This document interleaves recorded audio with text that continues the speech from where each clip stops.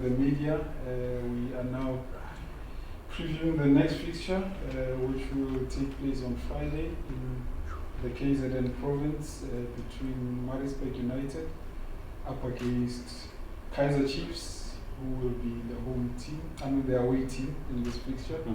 Coach, if we can just get your thoughts. Obviously, still early in the week. You just came back from a league fixture yesterday, and I'm sure you're only going to be starting with your preparations either later today or from tomorrow. But just your thoughts on Maritzburg United and obviously this Nedbank Cup as a whole, and the importance obviously of going through to the next stage.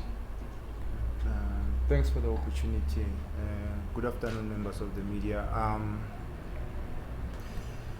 The games are coming thick and fast, and obviously this one is a cup game. It's not going to be an easy one for the fact that the approach will be totally different. The mentality of the players, the mindset. So I think they fancy their chances as well for the fact that they've been doing very well now of late. So we also looking forward to the game. And when it comes to the cup, we always want to win every game. We don't choose games, whether cup games or league games. Would love to go all the way to the final and win it, because it's very, very, very important, for us as a club. Thank you, Coach. We'll take questions from the floor. Let me start on my right hand side. I think we've got a microphone here. Benjamin? Coach Benjamin here. You've just said that you take each and every game serious, but could this be a chance of giving other players, so-called fringe players, or you want to have continuity of the players that you have seen and trusted? We have a lot of players. At the same time, we've got a lot of injuries in the squad. So when others are getting injured, we obviously look at how we can approach the game, because it also changes our way of doing things. Because the players as well, they're not the same. They might be maybe sharing a position, but they're not the same. So it gives other players the opportunity, most definitely. What is key is us, as a technical staff, creating the competition within the squad, which is what has been happening. Thank you, Coach. Let's move on. Okay, two gentlemen. You can go first, bro. Afternoon, Coach. Kamkhar Mkhalif from Sports. Coach, you've been saying that pressure does come being at Kaizer Chiefs, and right now there's so much pressure. Orlando Pirates have already won the trophy this season. Mamelodi Sundowns is in line to also win the trophy, and now Kaizer Chiefs hasn't won a trophy for the past 7 years. And on top of that, this is the Nedbank Cup, where Kaizer Chiefs has been a casualty to the so-called small teams. We know the list. So, but in this case, you're facing a familiar face in Maritzburg United. So what is it that you're going to do differently, making sure that you change your fortunes and make sure that you take it game by game and hopefully win the tournament? It's the mindset, nothing much. Our players, they know what is at stake. They know how important it is for us to go to the next stage. Then we'll take it from there. As I said, we'll take it one game at a time. Thank you, Kamukhelo. Let's move on to Karabo, formerly with Vowel FM. Formerly. Thank you very much. Good afternoon, Coach. You've showed this season that you've trusted a lot of young players in regards to the opportunities and minutes that they've played. I would also like to see a young player also making his debut in this competition, or it's just too early. I mean, we saw the brilliant free kick scored by one of the boys that you love at the club, Umfundo, but the other players in the DDC might be making their debut for Chiefs this Friday. Thank you. I'm not too sure at the moment, because we've got a lot of injuries, and we will see when we start preparations this afternoon. as to whether we can be able to give one of the youngsters the opportunity or to give him a run. But as you know, this is a cup game. We want to go all out and obviously go through to the next round. Okay, let's go to Tsepam there. Coach Sabang from Sokoladun.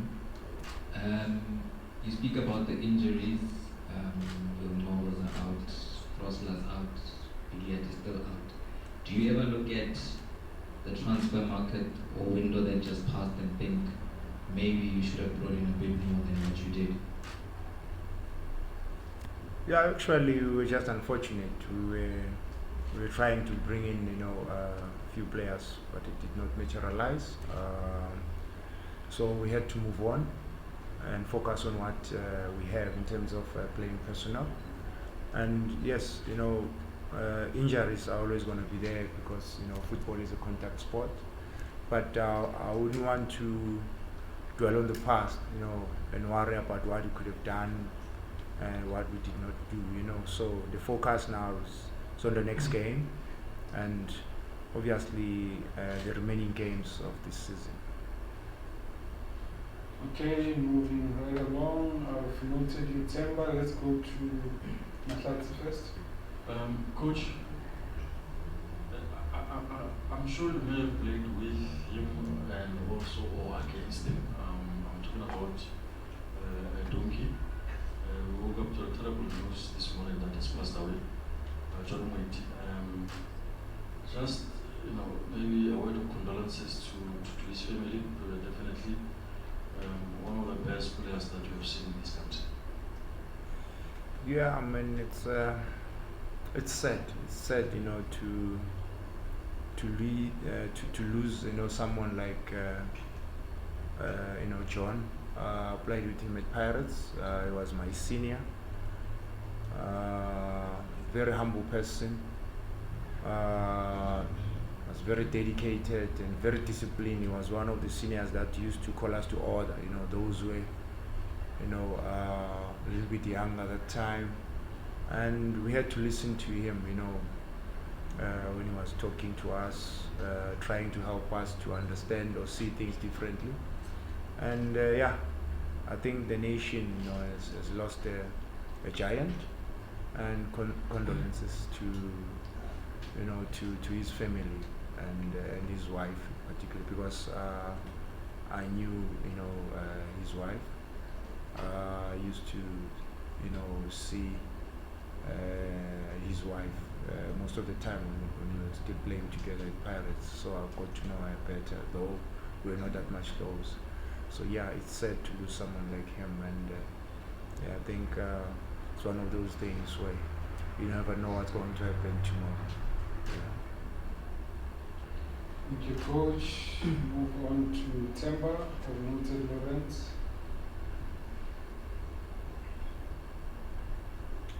Coach, just to follow up on the multi issue before we get to the match matter.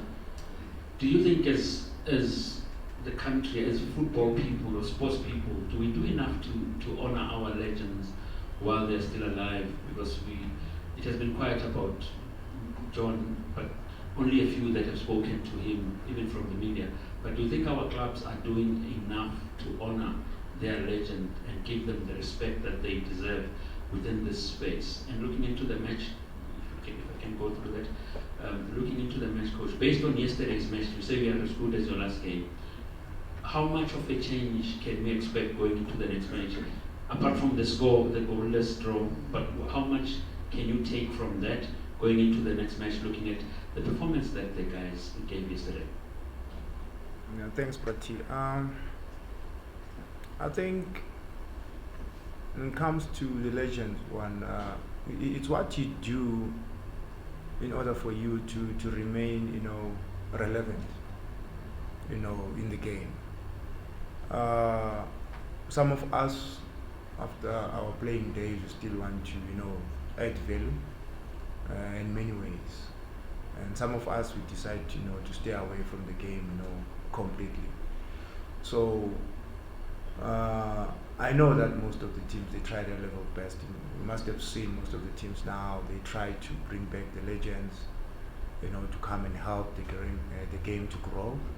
So it boils down to one thing, what is it that we want to do as legends. So I wouldn't think that the teams, they don't want to help.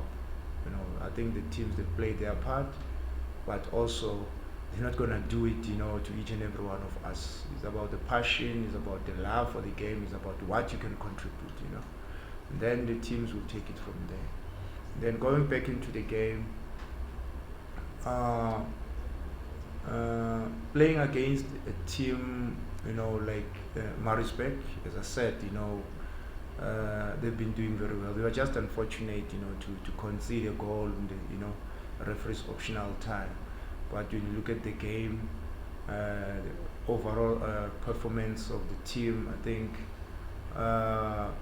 they were just unfortunate not to get maximum points. Though Amazulu also played very well. But as I said, it's going to be a different game, a ball game altogether, because of the approach, because of knowing Coach Faglu is also, one of the tacticians. He's a very good player. And you look at their squad as well, they change their approach in terms of how they started and how they are playing now.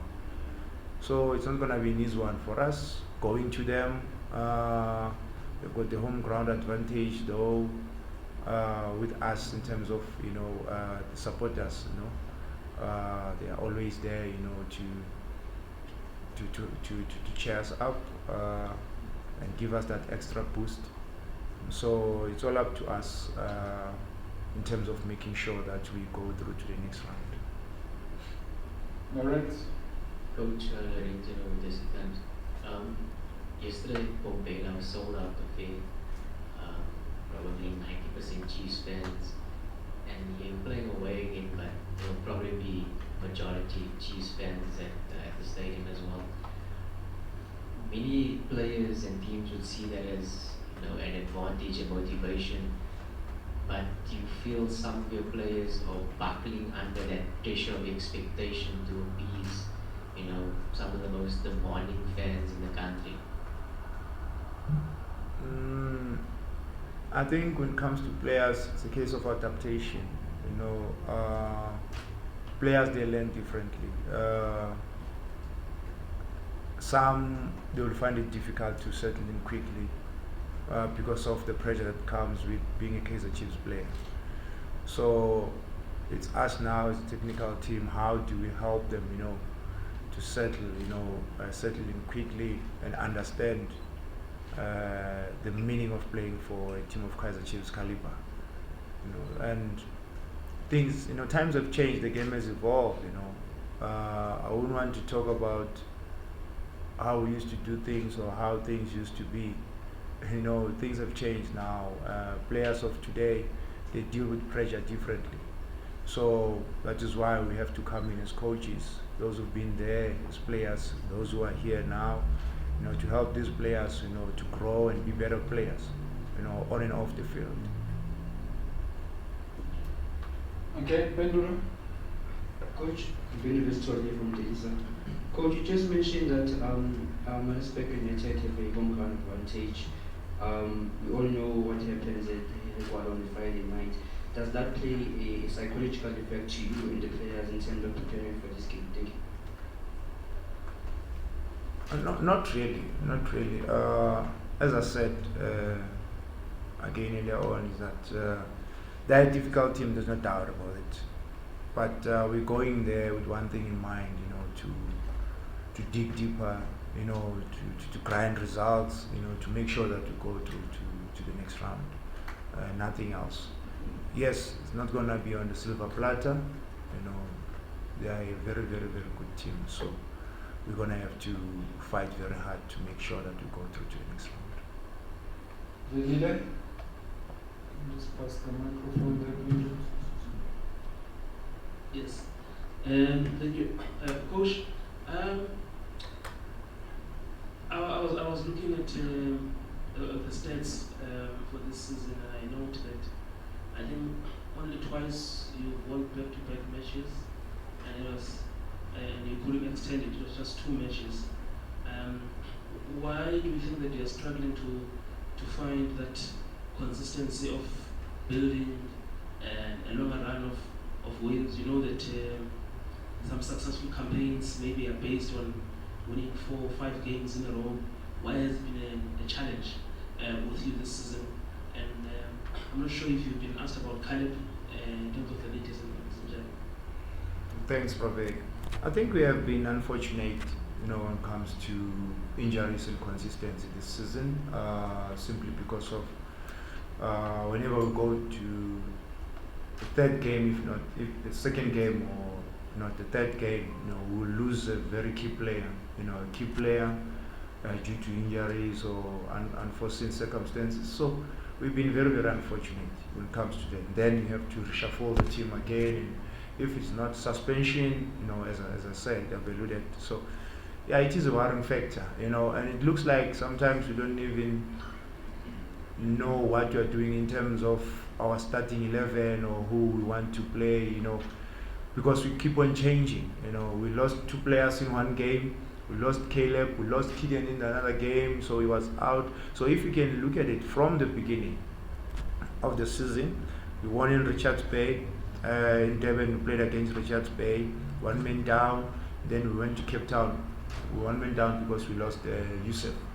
So now we had to reshuffle the team again. So it's been the story of our season. We've been unfortunate about that, and we can't obviously focus on that. We have to focus on the positives that we've done so far, because those positives have worked for us, and we'll keep on doing that and go for corrections most of the time. And we know that we'll actually get it right.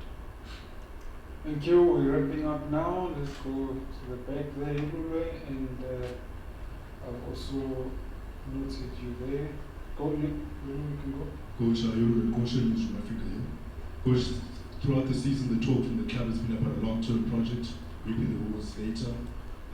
But how damaging would it be for a club of Kaizer Chiefs magnitude to go yet another season without a trophy, even during this long-term project that you're going for? And also within that long-term project, you will be the first to appreciate just how passionate a group of fans Kaizer Chiefs has. Are you braced for the potential inevitable backlash you will get as the men at the helm should Kaizer Chiefs not be able to go all the way in this trophy as well, and also falter in the league and not get that second spot? Thank you, sir. Look, it comes with the pressure of working for a team of Kaizer Chiefs caliber, where people they expect the results week in, week out. It's never been easy, even before. It's not for the first time. Even the previous coaches, they find it difficult, to settle. They find it difficult to grind results. So that is why we don't want to focus on the past. The past is gone. What is it that we can do now, that can help this team, improve and be better, because it's no longer about the history of the club right now. It's about what we can do going forward, to change the fortunes, of the club and make sure that we start winning cups again. Okay, let's move on to Lovemore. Coach is Love from Kickoff. Mine is just a simple one, Coach. Just want to find out, how is Karma dealing with the situation that is befalling him now, considering all the attention that he always gets? The club is confirmed that he's not going to play again this season, and he's a player whose contract is also coming to an end. How is he coping with the situation that is in the moment? Thanks for the question. Kama is he's a big boy. He understands. These things that do happen in football are part of the game, and some of the things are beyond our control. We can't control the situation, unfortunately. We're just hoping that things will change for the better. We've been encouraging him, but not only him. Matoa has been in the same similar situation where he's been battling with injuries. Nange, Cole Alexander, let alone the recent players that just been added on that list. So I'm talking about especially the senior players as well. So they are going through that at the moment, and they are dealing with it because the team is also, offering help psychologically. Thank you, coach. Let's go back to Tsepa. Coach, just to add to Lavmo's question here about Billiat with his contract coming to an end, how much of a say do you have in that? If he's a player, obviously that's in your plans. How much of a say do you have, whether it's from your side, management side as well? If you want to keep him, does your voice sort of play a big role in him staying or going? Yeah, look, everything boils down to one thing: it's profiling players. Next plan, the plan for next season. I'm not gonna say who's gonna be part of the team next season. Who's not gonna be part of the team. We don't know as we stand. As things are right now. Only time will tell.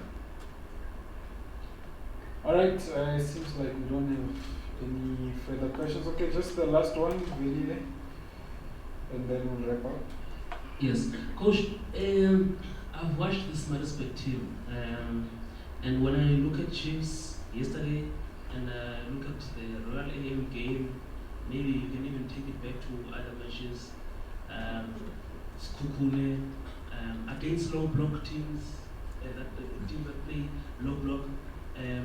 Maybe we can say you appear to struggle a bit to break them, but also the teams that are more expensive also maybe struggle to contain how you set up and especially with the quick players as well.